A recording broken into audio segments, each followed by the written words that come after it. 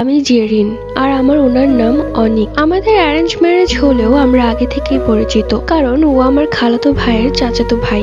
তাই মাঝে মাঝে কথা হতো। ওদের ফ্যামিলি থেকে আমাকে পছন্দ করেছে, পরে আমাদের বাড়িতে বলেছে আমার কথা, যে আমাকে নাকি তারা খুব পছন্দ করে। আমি তো শুনে অবাক, কিভাবে সম্ভব? কারণ আমি তাকে ওয়ান সাইড লাভ করতাম, তার মানে আমার ভালোবাসা সত্যি ছিল। তাই আল্লাহ চেয়েছে। যাক, পরে তার সাথে আমার কথা হলো। তাকে বললাম, আপনি কি আমাকে কখনো সেই নজরে দেখেছেন? সে বলল, আসলে আমার পরিবারের পছন্দই আমার পছন্দ, আর তুমিও খুব সুন্দরী। কিন্তু আমি ছিলাম শ্যামলা বরণের, লম্বায় 5 ফিট 1, আর সে ছিল অনেক লম্বা, ফর্সা, একদম নায়কের মতো। আমাদের যখন বিয়ে ঠিক হয় তখন আমি ক্লাস 10-এ পড়ি। আমাকে আবার তারা দেখতে আসলো, কারণ ছেলের বড় বোন আমাকে আগে দেখেনি।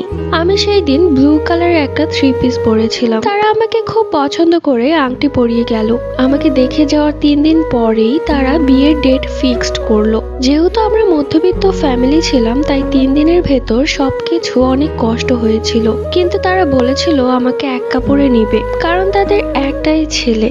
কিন্তু আমার মা বাবা চেয়েছিল আমাকে টুকটাক কিছু দিয়ে দিবে।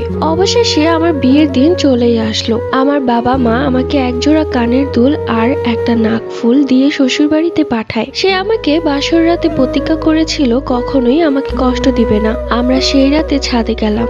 গিয়ে ছাদে দাঁড়িয়ে অনেক গল্প করলাম। চাঁদনি রাত, খোলা আকাশের নিচে দাঁড়িয়ে আছে সদ্য পবিত্র বন্ধনে আবদ্ধ হওয়া দুটি প্রাণ, যারা আজ থেকে একজন। বাসর রাত খুব সুন্দর গেল। পরের দিন তাদের আত্মীয়রা আমাকে দেখতে আসলো। এসে আমাকে খুব পছন্দ করলো। নিয়ম অনুযায়ী মা সেই দিন শ্যামাই, পায়েস ও নাড়ু বানিয়েছিল। সবাই বলল অনেক মজা হয়েছে। সন্ধ্যায় সবাই চলে গেল, কিন্তু থেকে গেল অনিকের মামাতো বোন তিশা। আমি তখনও জানতাম না যে অনিককে তিশা পছন্দ করে। সেই দিন রাতে তিশা আমার কাছে এসে বলল, ভাবি এসো, তোমার চুল আঁচড়ে দেই। আমি ওকে বললাম, দাও। ও এই সুযোগে আমার 4-5টা চুল নিয়ে গেল। পরের দিন ও চলে গেল। কেটে গেল 3 দিন। হঠাৎ করে আমার কেমন জানি অসুস্থ লাগতে লাগলো। আমাকে ডাক্তার দেখালো। ডাক্তার তেমন কিছু বুঝলো না। সেই দিন রাতে আমি দেখলাম আমার ঘরে একটা কালো ছায়া, লম্বায় 4 ফুটের মতো, চোখগুলো লাল। আমি ভয়ে চিৎকার করে উঠলাম। সাথে সাথে ঘুম থেকে উঠে অনেক লাইট জ্বালালো। কিছুই নেই। আমি মনের ভুল ভেবে শুয়ে পড়লাম। কিন্তু একই ঘটনা আমার সাথে পরপর 4 দিন ঘটলো।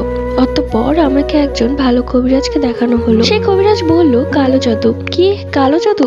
এটা কে করেছে? কবিরাজ নাম বলল না অপরাধীর, শুধু বলল, আমি এমন কাজ করব যে কালো জাদু যে করেছে ওর কালো জাদু ওর গায়ে গিয়ে লাগবে। এরপর কবিরাজ ঝাড়ফুঁক করে তাবিজ দিয়ে গেল। 3 দিন পর শোনা গেল তিশা আর নেই। আমাদের আর বুঝতে বাকি রইল না কালো জাদুটা কে করেছে। সবাই আমাদের জন্য দোয়া করবেন।